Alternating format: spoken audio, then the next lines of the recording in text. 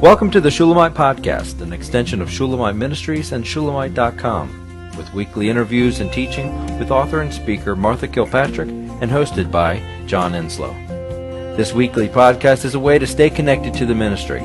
So come experience anointed messages, not giving just another method, but a living impartation.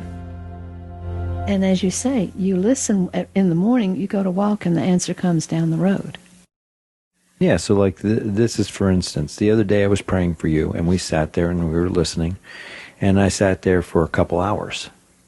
And at the end of the waiting and listening, I left the time with no evidence of anything. But I knew, okay, I've invested that time. It is going to pay back. And I know that he is going to speak. He's going to speak when he wants to speak. Was that when you called me the next morning and told me what you'd heard about my grandmother? That's the second time this happened. The thing about your grandma, that's when I knew, that's when I got this revelation that I needed to bring it to the podcast about listening, and that's an investment. But no, this other one, it was that other one, and I've been trying to figure out what that was, and we need to go look back on your notes, because there was something really, really powerful that came out of it. But there was a couple hours that we waited, and then the next day it came in like that, and I was like, oh, and I told you, and it was big. I wish we could remember right now what it was. So the Lord, in that moment, he didn't speak anything.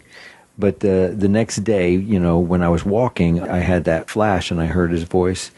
And what I find is that he speaks to me a lot while I'm in the way. Mm-hmm. I may invest the time now, but I may be in the grocery store.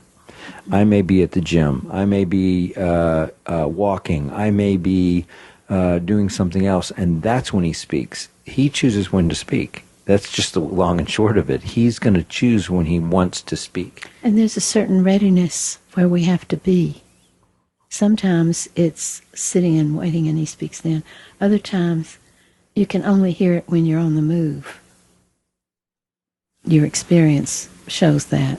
Well, you have to, what prophet was it? Was Elijah that he was in the way? He was with the ox, and he was working. He was doing his life. He was living, and then that's when the Spirit came. But I know that he would have had many, many times of investing in prayer. It's not like he just had it, shockingly pop up.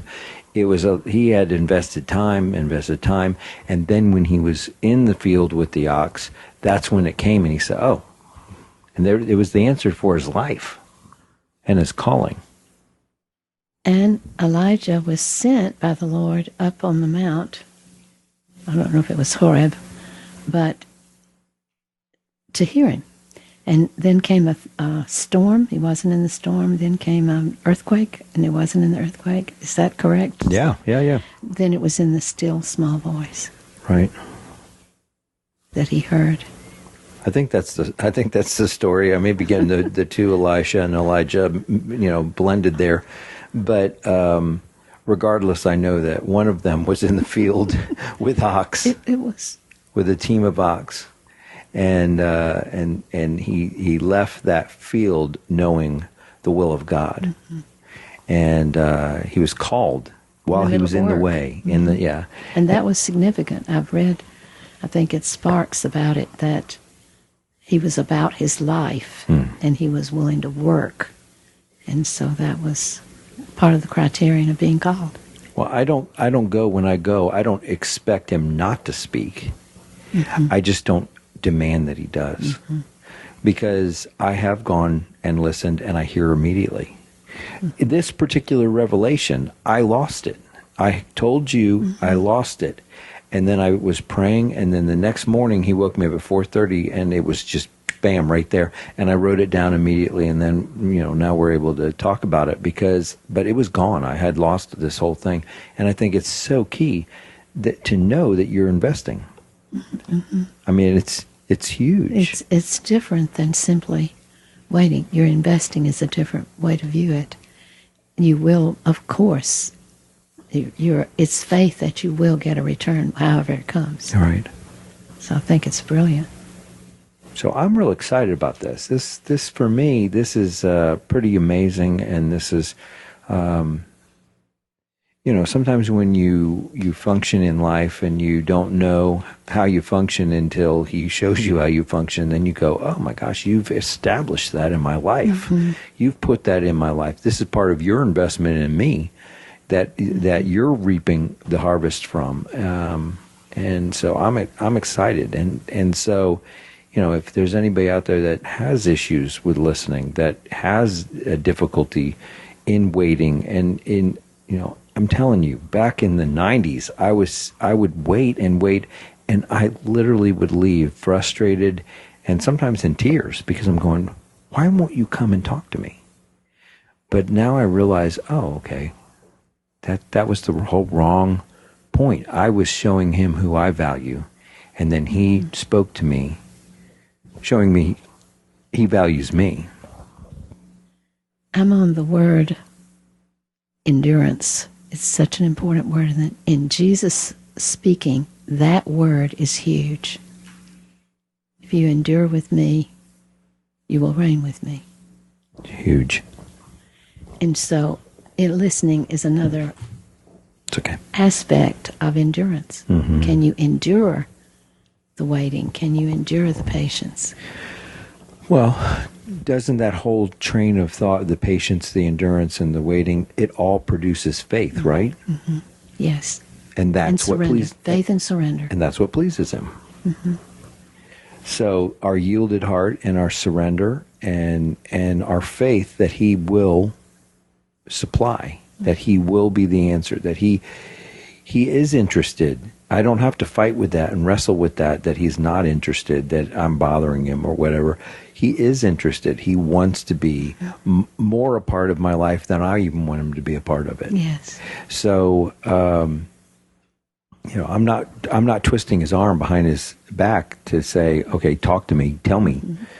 Mm-hmm. And operate on my time schedule. Exactly. No, it's, I love your word investment.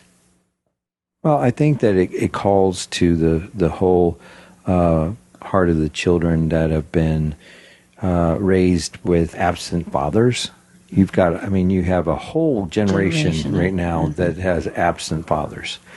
Not only in the black culture, but in everything. The latchkey kids, that's all me. And now I don't even know how they are, the next generation. But I do know that when that's your pattern that you are raised with, mm-hmm. then you come away and you say, well, God's going to probably be exactly the same way, and you expect him to be that way. And that was probably my issue. Mm-hmm. I felt abandonment or rejection rather than, and he was just like, those emotions aren't going to sway me or manipulate me. Wait. And then he speaks. It's beautiful. We hope you've enjoyed the Shulamite podcast. For all the latest from Shulamite Ministries, please visit us at Shulamite.com, where you'll find Martha's daily devotions, posts from GetAlongWithGod.com, and the online library of all of Martha's writings. At Shulamite.com, downloading the free Shulamite app is easy, and LivingChristianBooks.com is only a click away. Thank you for joining us on this journey to discover a God worth knowing.